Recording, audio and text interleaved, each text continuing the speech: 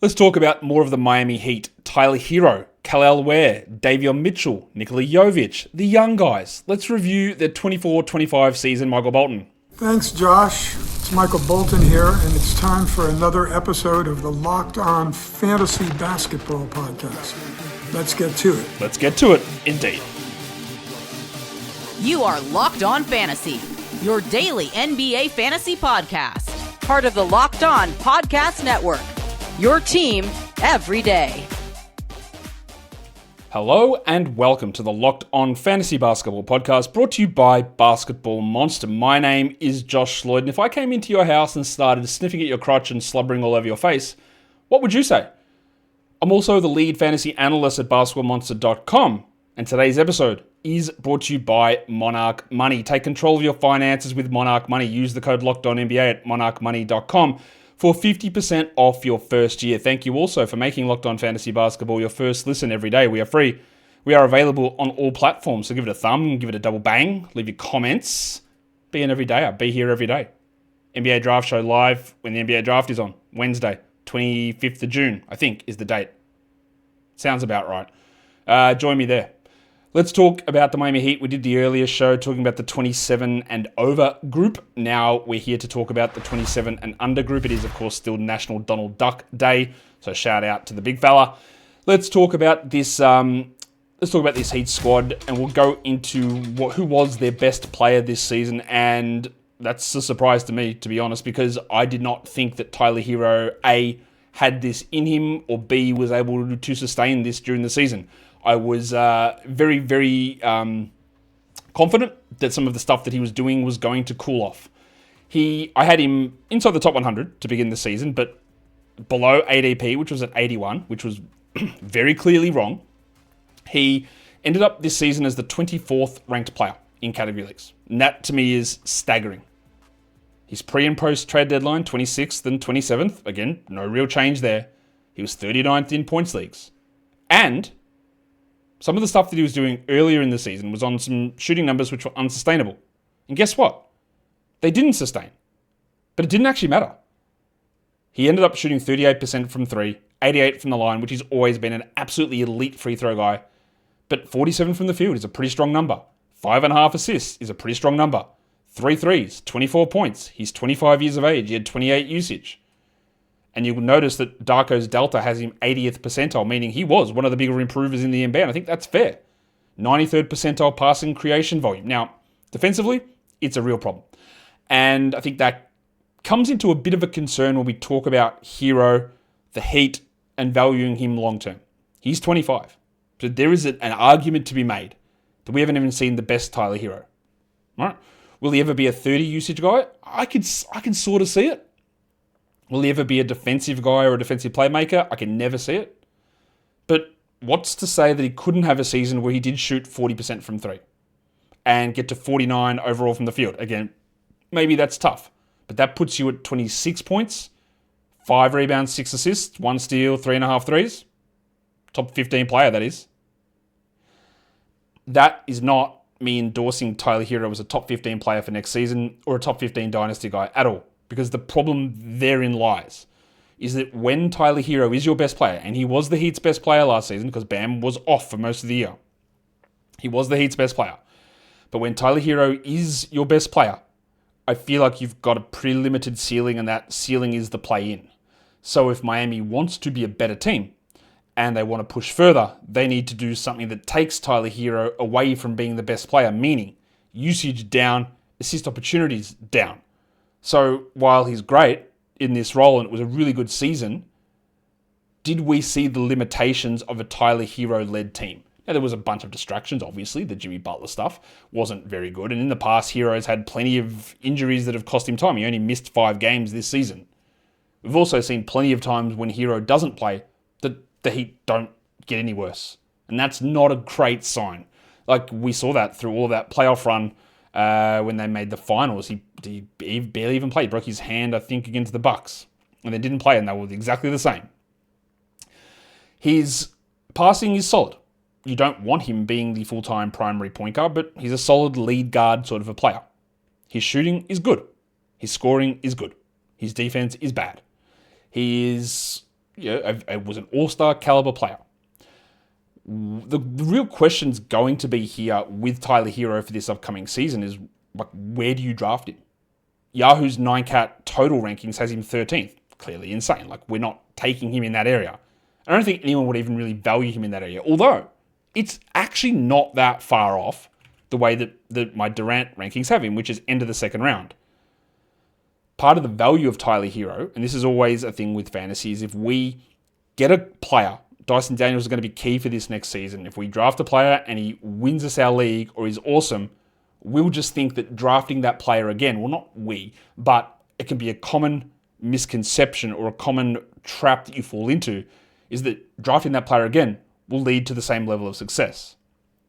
But the reason you had success from that player is you drafted them at 120 or Herro at 85, and he was 25th. So you got a second rounder, a third rounder in round 7, in round 8. You got Dyson Daniels as the third rounder in round 10. But if you get a third rounder in round 3, it doesn't do anything. It's fine. It's better than getting a 10th rounder in round 3. It's fine, but it doesn't give you that same, wow, look at this steal I got. Because theoretically, if you nailed your round 2 and round 3 pick, you would have your round 2 player, a round 3 player, and then another round 3 player. And that's what gives you the boost. So value on Herro is going to be interesting. I can still see him being like ranked 55th and people taking him around that area. I can see that being the case, and it's going to depend a bit on what Miami does in the offseason. But I don't know. There's nothing where I look at those numbers there from Herro, again, outside of somebody else coming in. There's nothing that I look at there and go, he's not going to do it again. Why? What's off here? He's not. I don't think he's going to be a worse 3-point shooter. He won't be a worse free throw guy. Why would the usage and assist rate drop? The steals aren't high. Why can't he do this again? So if he does come around as like a 50 ranked player, seems like it might work out all right. And I haven't been a big Tyler Herro guy in the past. Admittedly, when I did the preseason projections for Herro, Jimmy Butler was a part of the team, and I thought the Bam would do more, and actually thought Terry Rozier had a pulse, but clearly not. So an interesting year from Tyler Herro. Kel'el Ware, Superman, was a player that I really quite liked in the draft process. I desperately wanted him to pair up with Zion Williamson and be a guy with the Pelicans. Obviously, he went earlier than that. Ware didn't play earlier in the season. He was behind Thomas Bryant as the third-string center, which is just typical rookie stuff, I think. Eventually got into the backup role and eventually got into the starting role and started next to Bam Adebayo. Now, it wasn't plain sailing once he became the starter. He would start, he'd play 24 minutes sometimes, he'd play 30 minutes sometimes, he'd go to the bench, he'd come back as a starter, he'd start a half and then wouldn't return again until the end of the game, and then sometimes not even then. But out of this draft class, which was honestly putrid, Ware to me is probably a top 5 guy, at least from a fantasy dynasty perspective. He had some concerns with motor issues in college, but this is a guy who scores. Look, 17 usage as a rookie big man is pretty good. He defends. He can shoot. 32% on threes, not ideal. 68 from the line, 69 actually, giggity, how did I miss that? From the line, it's not great, but he can shoot. 55 from the field, pretty good. 1.1 block, 7 rebounds. Now, I don't think he's ever going to be a passer. Very low volume with time on ball. High rim contest numbers, and you'll notice that his DPM delta, 100th percentile. And I actually think that's fair. Like, from where he started, and rookies coming with a low baseline, I thought he ended up being one of the best rookies in the league. And if we're talking dynasty value here, I think we're talking 6 to 7 seasons. That might be getting aggressive, but 6 to 7 seasons of at least top 50 value. I don't know that it comes straight away. Bam is 28. So, Ware is 21. Give it to start, say, when Bam's 31 or 30 and Ware is 23, 24, and the transition should be fully complete then. And I would imagine peak Ware, if I'm just going to pull numbers from what I'm sitting on, let's say 19 points, 10 rebounds, 1.5 threes, 1.5 assists maybe. 1.7 blocks, 58, 73, and 34 as his percentages. That's good enough to be a top 50 player. I think he's still got obviously a lot of room for growth. And as we know, despite what you may have heard, as we know, rookie big men, the transition is easier. And it's not usually one of those things where you got to wait 4 years for a big man to really come into his own. They usually put up better numbers early and can often fall off early.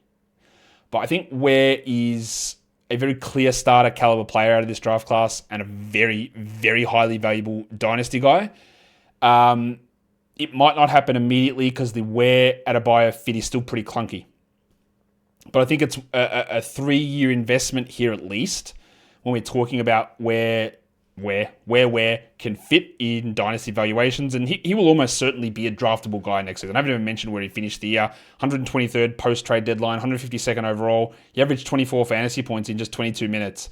So I would expect him to be a 26-minute guy minimum next season.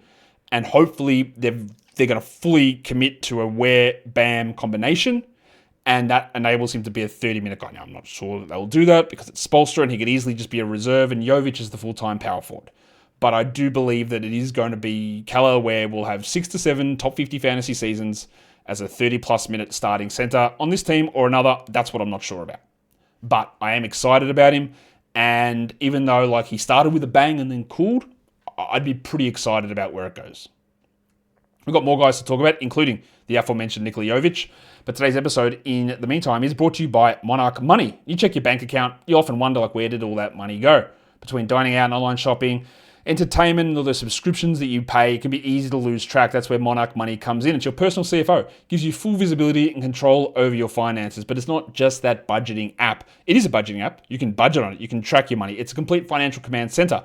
Track all of your accounts, all of your investments, all of your spending. So you're not only managing your money, which of course is important, but you're helping to plan for your future and set your long-term goals. And it can be easy to collaborate with a partner as well. So managing your money with your partner, checking all those accounts, having all that spending for both of you in the same spot is easier than ever.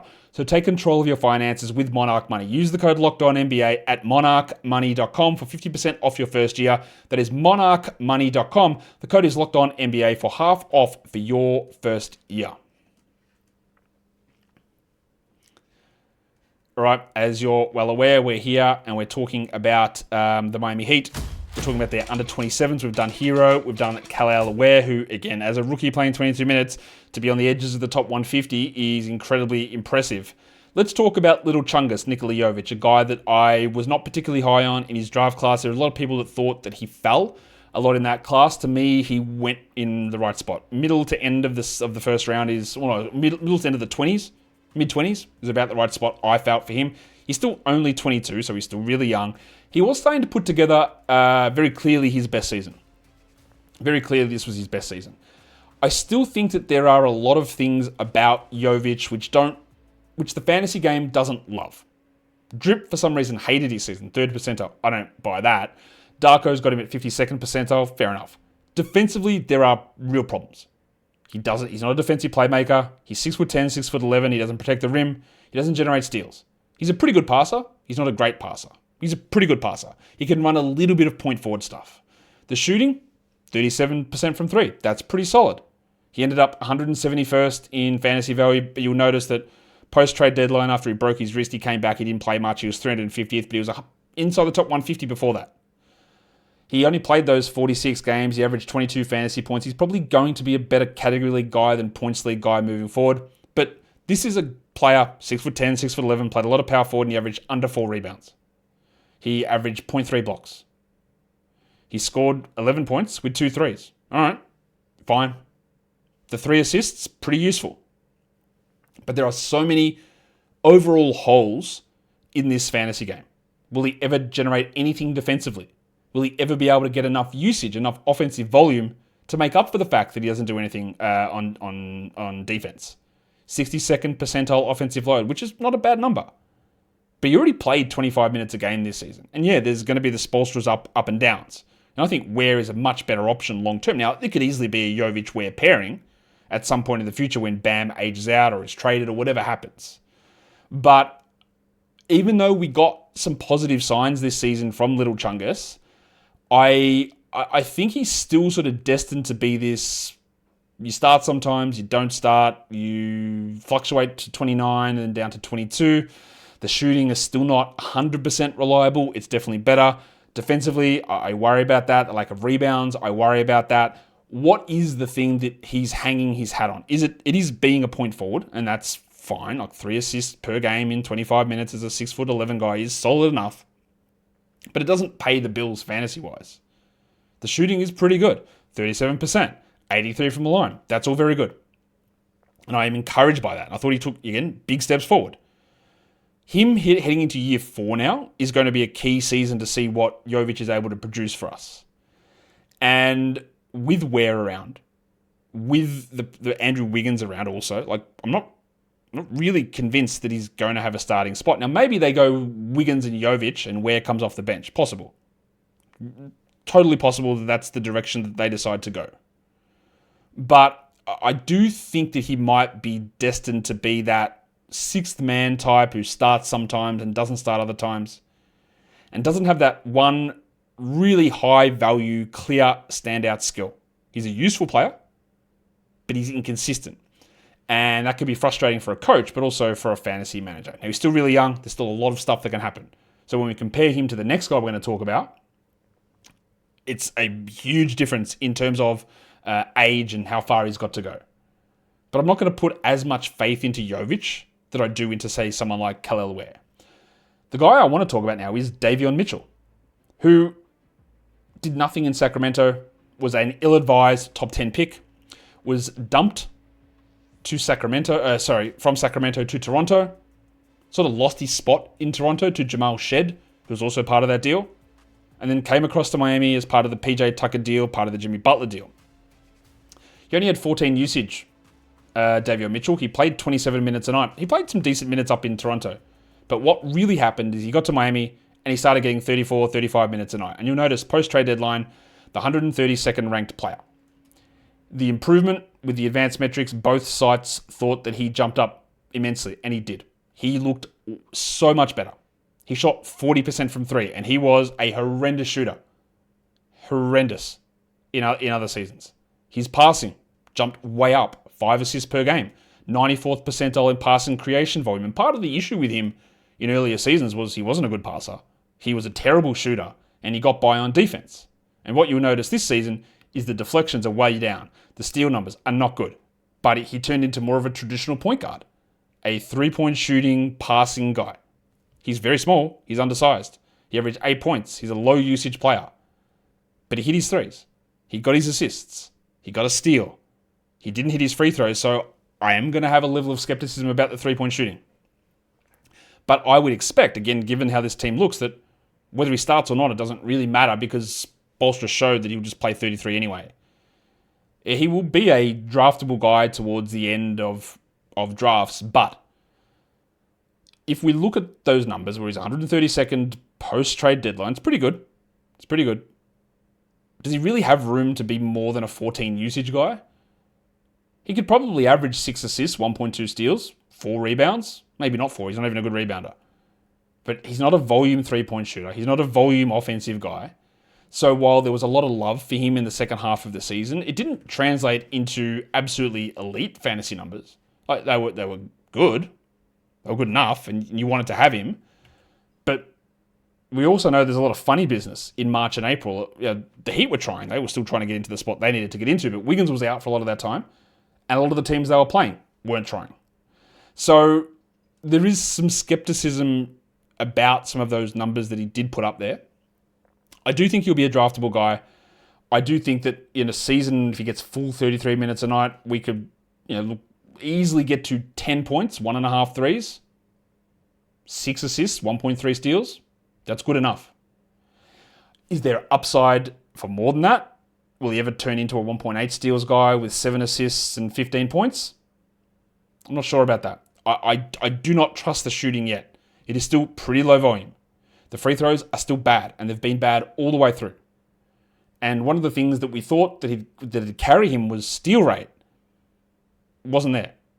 Now, defensively, he's got this reputation. His nickname is Off Night. We know this, and reputation carries through a lot. He's not that defender. He is not a bad defender. He's actually quite a good defender. He is not the best of the best defenders. Like, if you had to take him or Jalen Suggs without any question. Right? To me, I take Jalen Suggs every day of the week. I don't believe that Davion's a good defender. His ability to generate steals is not that high, and that's really what he needs. Now, we know steals are a variable category. He might come out and average 1.9 next season, be a top 60 player, and Yahoo lists him as the 15th best guy overall. Possible. Encouraging signs. Feel a level of security in his role for next season, but it is worth noting that he's 27. He is a restricted free agent, so this is it. This is prime Davion. This is the time. So when you're talking long term, you've got about 3 years here as a very small guard who hasn't shown consistent shooting. This has to be the time. This next guy we're going to talk about had one of the worst sophomore slumps that we've seen in recent times. Triple H, Jaime Jaquez Jr. was bad. Now, I have been accused of being a Jaquez hater. That's a double H for those of you playing along at home. Because I just didn't think he was very good. I thought that Jaime Jaquez was a very solid rotation player. The arguments that people had with me was that no, he's an all-star level guy, he's going to be this leader. And I said, no, getting a guy at pick 18 or whatever it was and turning them into a regular rotation player is very good. Unfortunately, Jaquez was less than a rotation player this last season, and he was actually out of the rotation many times. As much of a hater as I am of Jaquez, I don't think that's an accurate reflection of what he's going to be. Of course, he's old. We know this. He's an inconsistent shooter, 31% from three. That is part of the reason I did not like him as a prospect. That's part of the reason I didn't believe what happened last season, where he shot the lights out for 2 months and then reverted back, and the second half of his season was not very good. He was 275th this season post-trade deadline. He was 223rd overall. He played 21 minutes a night only. You'll notice that his advanced metrics dropped way off. You'll notice that his passing numbers are solid, 2.5 assists in 21 minutes. But Wiggins, Jovic, Ware, these guys are all playing at the 3 and the 4. Mitchell, Herro. Where does Jaquez play? He's not a player that I think you want to be a 30-plus minute player on your team with a high level of usage and involvement. Now, he had 2 years ago some very big playoff games. But, okay. Didn't see any of it this year. 20 usage, 2.5 assists, 0.9 steals, 31 from 3. Just a rotation level wing who, yeah, he's 24. He can still get better, and he will get better. And I think he's better than this. I think he'll have multiple 26-minute plus seasons. But I don't believe that there is star upside in Jaquez. I also don't believe those rumors that I'm not even going to say what they were, that was causing the problem. The problem was that he was bad. And the problem was that he got really hot early in his rookie season, but the second half of his season, he cooled off a lot as well. So the majority of the time that we've seen him play, and his numbers at UCLA, are closer to this than they are to what happened at the beginning of his rookie season. When teams started to pay attention to Jaquez and focus in on him more, he just disappeared.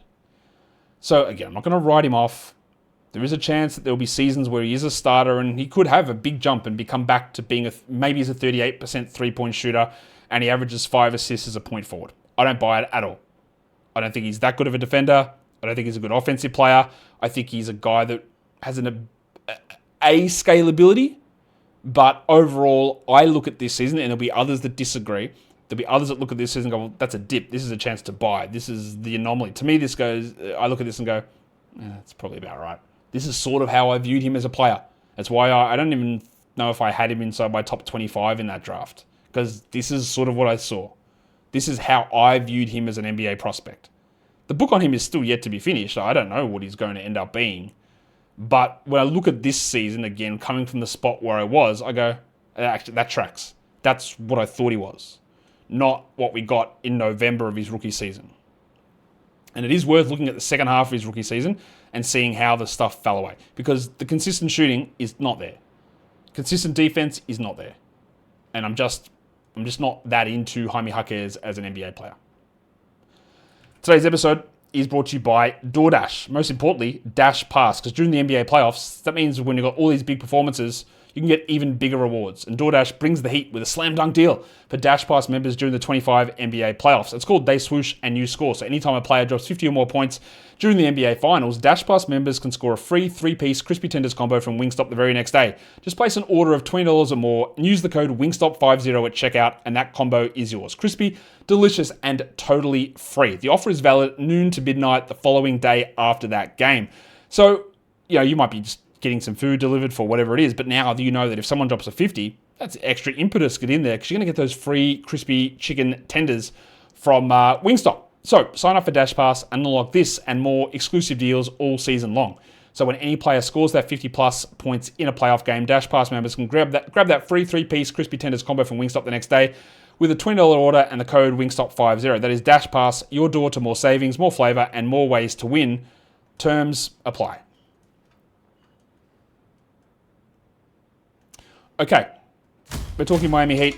A couple more guys to go here on this squad, and that brings us to another older rookie that the Heat have drafted in recent years, and that is Pelle Larsson, who wasn't super high on him as a player. I thought he was a little bit slow. I was a little bit worried about some of his shooting, but I thought that, he definitely exceeded my expectations. He was able to start games and be a rotation piece. In the end, he only played 14 minutes a night.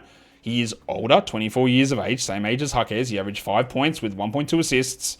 He shot 34% from 3. He ended up as the 432nd ranked player.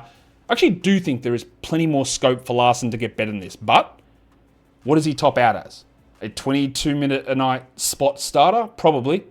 Still not really sure what his best skill is. I think his best skill is being mid at everything, which is a reasonable rotation player on the wing. You'll notice that some really impressive delta numbers for the advanced metrics because he did take big steps forward. He became a viable rotation piece. His deflection numbers were pretty good. His time on ball is low. He's a low usage player. There is more to be used in terms of his ability to pass, and he's a good connector that doesn't necessarily generate good assists, but as a reliable offensive threat or a shooter, I don't think that's there. Defensively, I think he holds his own not bad. He's not terrible. He can hold his own. He is just the sort of player that you'd love to get in round 2, because if a round 2 pick in the draft turns into a viable NBA rotation piece, it's just a huge W. And that's, I think, exactly what we got from Larsson. Is he a better prospect than, say, a Haywood Highsmith, who's not a prospect anymore considering how old he is? And yeah, but Larsson's also relatively old. But a guy that, again, just is in that mix. And the Heat have so many of these guys. Like Jaquez and Larsson, they ostensibly fill the same spot. The guy that's at the 2 or at the 3 or a small ball 4, who connects, is an iffy shooter, defends solidly, it's all there. But does it mean that we're going to have long-term upside? Probably not. Let's go to Keshad Johnson, who really set Summer League alight with some absolutely thunderous dunks. He ended up getting converted to a full-time contract with the Heat. We didn't really get to see much of him, though. He only played in 16 games, 6 minutes a night. He shot 43% on threes and 69% overall, which is bumping his numbers up to 468th. I think that Johnson could theoretically turn into a reserve 2-guard in the league. He's explosive. The shooting, I don't buy at all, pretty clearly. An interesting player, a guy that could turn into a rotation guy, but overall, I'm just really mentioning these last couple of guys just to talk about them as part of the team. The next guy we talk about is Josh Christopher, who had some really big moments in Summer League, drafted by the Rockets in the first round back in 21, ended up in Memphis for a bit. He's still only 23, so he's younger than Jaquez, he's younger than Larsson. I thought with the Heat and their development and the way they use their two-way guys, I thought we'd get more out of Christopher. We've seen guys like Kendrick Nunn turn into full-time NBA players for 2 seasons before they're out of the league, but we didn't see that. And to me, that's a little red flaggy. He was 496th in category rankings for the season. He shot 18% on threes, and at 23 on a two-way after being a first-round draft pick, I'm not really sure it's ever getting there. And the last guy is Isaiah Stevens, and there might not be a player in the NBA that I've got less to say about than Isaiah Stevens. Two-way guy, again, he didn't really play 3 games, 2 minutes. He didn't even play 10 minutes total in the NBA this season. He didn't score a single point. He had 1 rebound. Sorry, that's not true. He had 2 rebounds in his 3 games, which, considering he played 6 minutes total, that's not bad rebounding numbers. But I don't know what there is to talk about with Isaiah Stevens, to be honest. I think that they'd probably bring him back, but there's nothing here I think that is overly interesting. And that is your Miami Heat. Shout out to Donald Duck. Shout out to Miami. Shout out to Pat Riley, Eric Spoelstra. Shout out to all of the culture in Miami. Shout out to you subscribing to this video. Another mock draft will be coming this week, plus a lot more team reviews. Guys, we are done here. Thank you so much for listening, everyone. See ya.